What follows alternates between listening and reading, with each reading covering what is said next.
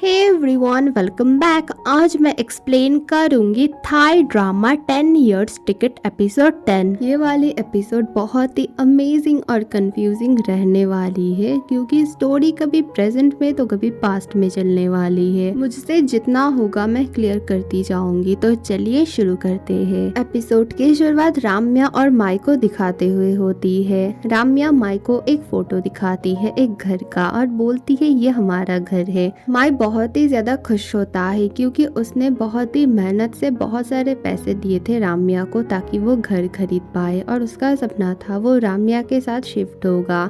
वो बोलता है मैं एक डॉग रखूंगा, मैं बहुत सारे पेड़ रखूंगा वगैरह वगैरह, लेकिन राम्या के मुंह से लगता है कि ऐसा वो कुछ भी नहीं चाहती है। माई बोलता है पता नहीं क्यों लेकिन फादर आपसे प्यार नहीं करते हैं, उन्होंने आपके साथ बहुत बुरा किया है। राम्या बोलती है हाँ तुम तो हो ना मेरे पास। वो बोलता है हाँ मैं हमेशा आपके साथ हूँ। स्टोरी प्रेजेंट में शिफ्ट होती है। लक, कॉन्ग और पुकाओ को दिखाया जाता है। बार बार पुकाओ और कॉन्ग पूछते हैं हमें बताओ क्या हुआ था। लक बोलना स्टार्ट करती है बचपन से मैंने बस अपने पेरेंट्स की बात ही मानी है। वो चाहते थे मैं पढ़ाई अच्छे से करूँ, मैंने किया। मैंने छोटी सी उम्र में जॉब में भी ज्वाइन किया। मुझे क्या करना था मुझे खुद ही को नहीं पता था। जब भी मुझे टाइम मिलता मैं कुछ ना कुछ ड्रॉ करती थी। मैं फ्री टाइम में लाइब्रेरी में बैठी रहती थी और वहाँ पर ही मेरी और माई की दोस्ती शुरू हुई और मैं हमेशा उससे बहुत सारी बातें करती थी जो मैं किसी को नहीं बता पाती थी। और उसी ने बोला था कि मुझ में एक टैलेंट है ड्राइंग करने का।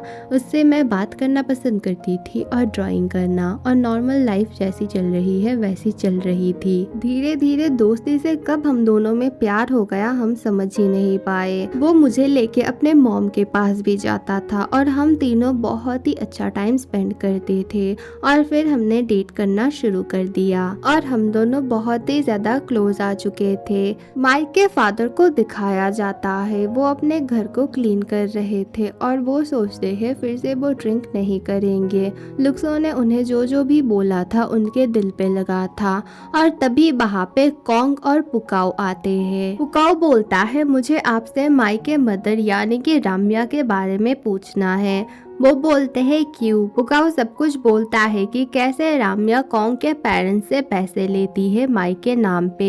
फादर पास्ट की बातें बोलना स्टार्ट करते हैं। पास्ट में वो एक दिन होटल में जाते हैं और माई को उसके मॉम के साथ देखते हैं। वो माई को बाहर निकालते हैं और फिर राम्या को बोलते हैं तुम वापस क्यों आई, तुम्हें शर्म नहीं आता, जब हमारा बेटा 1 साल का भी नहीं था तब तुम चली गई, अब क्यों आई हो। और वो सोचता है कि तुम अच्छी हो लेकिन तुम बहुत बुरी हो, तुम बस पैसे ही मांगती रहती हो, अब से उससे दूर रहना।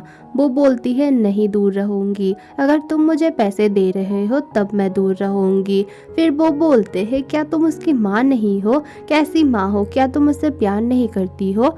राम्या बोलती है प्यार ये क्या होता है, क्या इससे घर चलता है, क्या ये मुझे पैसे कमा के देगा, मैंने उसे 9 महीने अपने कोख में पाला है इसीलिए उसे मुझे पे करना होगा मरते दम तक, यानी कि मरने के बाद भी। वो बाहर आके माई को ले जाने लगते हैं लेकिन वो एकदम बेकाबू हो गया था। वो उसे थप्पड़ मारते हैं और बोलते हैं यहाँ पर ही रुक जाओ, वो औरत बहुत ही बुरी है, उसके पास कभी भी मत आना, वो तुम्हारी माँ नहीं है। माई बोलता है क्या आपको बुरा नहीं लगता, आपने उन्हें छोड़ दिया। वो बोलते हैं मैंने उसे नहीं छोड़ा है, अगर तुम्हें ये लगता है तो यही सही, लेकिन तुम उससे नहीं मिलोगे। वो बोलता है नहीं मैं मिलूंगा, आपकी सारी रिस्पॉन्सिबिलिटी मैं पूरा करूंगा, मैं अपनी मॉम का देखभाल करूंगा।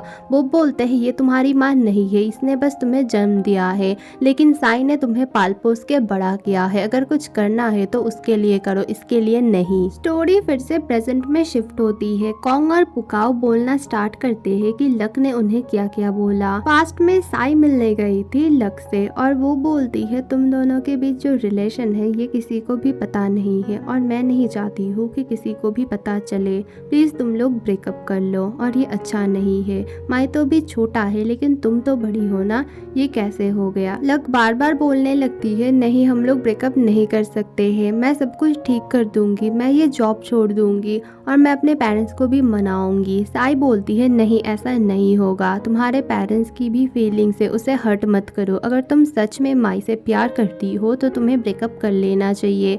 वो वहाँ से चली जाती है और लक बहुत ही ज्यादा रोने लगती है। लक माई से मिलती है और उसे बोलती है हम लोग ब्रेकअप कर लेते हैं। माई नहीं मानता है, बार बार रिक्वेस्ट करता है ऐसा मत करो, हम लोग सब कुछ ठीक कर देंगे, प्लीज तुम गिव अप मत करो। लेकिन लक नहीं मानती है और वो बोलती है तुम यहाँ से प्लीज चले जाओ। और ये सब बातें पिम सुन रही थी। माई के जाने के बाद पिम आती है और लक को संभालते हुए बोलती है तुम लोगों को ब्रेकअप करने की जरूरत नहीं है, तुम दोनों कुछ ना कुछ जरूर कर लोगे। लक बहुत ही ज्यादा रोने लगती है और बोलती है अब कुछ भी नहीं किया जा सकता, वो प्रेग्नेंट है। और ये सुन के पिम बोलती है तब तो तुम्हें माई को बताना ही होगा, तुम दोनों का सेम हक है, तुम कुछ भी डिसीजन खुद नहीं ले सकती हो। वो माई को बताती है। माई बोलता है कि तुम प्लीज अबॉर्शन मत करना, हम दोनों मिलके इसे बड़ा करेंगे और मैं कुछ ना कुछ जरूर करूंगा। वो बोलती है क्या करोगे। माई बोलता है हम यहाँ से दूर चले जाएंगे, मैंने बहुत सारे पैसे अपने मॉम को दिया है, उन्होंने हमारे लिए एक घर खरीदा है, तुम हमारे साथ रहोगी, जब हमारा बेबी थोड़ा सा बड़ा हो जाएगा तब हम लौट आएंगे, तब तक सबका गुस्सा शांत हो जाएगा। फिर वो दोनों प्लान बनाते हैं। उस मूवी वाले नाइट में ही जब सब लोग सो जाएंगे उसके बाद वो दोनों भाग जाएंगे। दोनों वैसा ही करते हैं और माई बोलता है मुझे कहीं पे एक काम है। वो किसी के पास जाता है, एक बैग देता है, फिर से वो बैग लेके बाहर आ जाता है। फिर दोनों एक घर के बाहर जाते हैं। ये वही घर था जिसकी फोटो माई के मदर ने उसे दिखाया था। वो अपने मॉम को बुलाने लगता है। अंदर से एक लेडी आती है और बोलती है ये मेरा घर है। वो बोलता है नहीं नहीं ये तो मेरा और मेरे मॉम का घर है, मैंने खुद इसके पैसे दिए हैं, उन्होंने खरीदा है। वो बोलती है कौन है तुम्हारी मॉम। वो बोलता है कि राम्या। वो बोलती है राम्या एक नंबर की ठग है, वो सबसे पैसे उधार लेती है, मुझसे भी लिए थे इसीलिए उसने पैसे लौटाए हैं, ये घर मेरा है, उसने खरीदा नहीं है। ये सुन के माई बहुत ही ज्यादा गुस्से में आ जाता है और उनसे लड़ने लगता है। लग जैसे तैसे करके उसे संभालती है। माई तो एकदम टूट जाता है। वो बार बार बोलता है मेरी मॉम ऐसा कर ही नहीं सकती, उन्होंने मुझे इतना बड़ा धोखा दिया। लक उसे संभालने लगती है, बोलती है जैसे तैसे करके हम संभाल लेंगे। वो बोलता है कैसे संभालेंगे, अब हम जाएंगे कहाँ। वो बोलती है कुछ ना कुछ हम कर लेंगे। तभी वहाँ पे एक आदमी आता है और किसी को फोन में बोलता है माई मिल चुका है।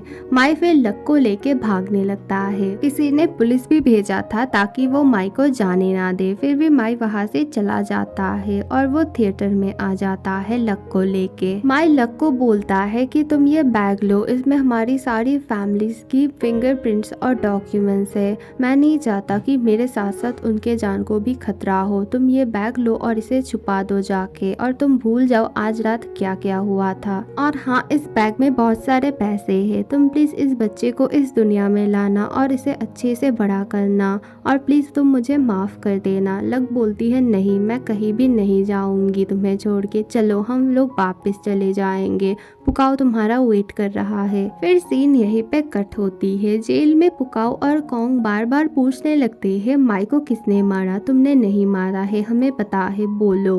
कॉन्ग बार बार पूछने लगती है। वो वहाँ से चली जाती है और कॉन्ग बहुत ही ज्यादा रोने लगती है और पुकाओ उसे संभालता है। प्रेजेंट में पुकाओ के डैड बोलते हैं तुम लोग अभी इस बारे में किसी को भी मत बताना, मैं देखता हूँ क्या कर पाता हूँ, और कॉन्ग तुम टेंशन मत लो, मैं राम्या को संभाल लूंगा। पुकाओ और कॉन्ग बैठ के बातें कर रहे थे। पुकाओ बोलता है मेरे पास बहुत सारे क्वेश्चंस थे, ऑलमोस्ट सबके ही आंसर मुझे मिल गए हैं, बस एक को छोड़ के, माई को किसने मारा। कॉन्ग बोलती है मुझे हमेशा से पता था कि लक ने माई को नहीं मारा, मैं सोचती थी उस दिन मैं बहुत खुश हो जाऊंगी जिस दिन वो बोलेगी उसने नहीं मारा किसी को, लेकिन मुझे समझ नहीं आ रहा है कैसे रिएक्ट करूं।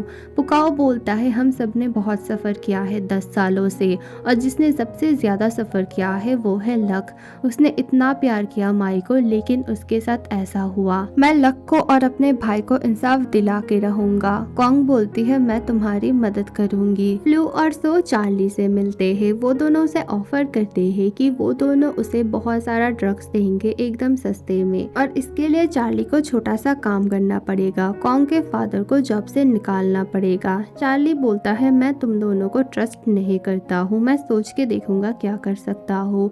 सो बहुत ही ज्यादा गुस्से में आ जाता है। चार्ली बोलता है तुम्हारा बॉस यानी कि पियाक को अगर पता चला ना, तुम दोनों के साथ साथ मेरा भी बुरा हाल हो जाएगा।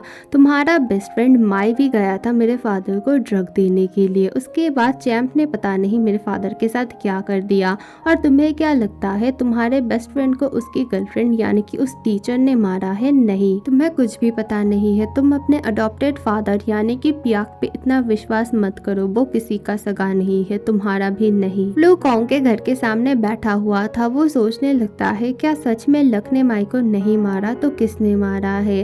तभी पुकाओ और कॉन्ग आते हैं। उसे बहुत ही ज्यादा गुस्सा आता है। वो बोलता है तुम इस पे ट्रस्ट करके कहाँ गई थी।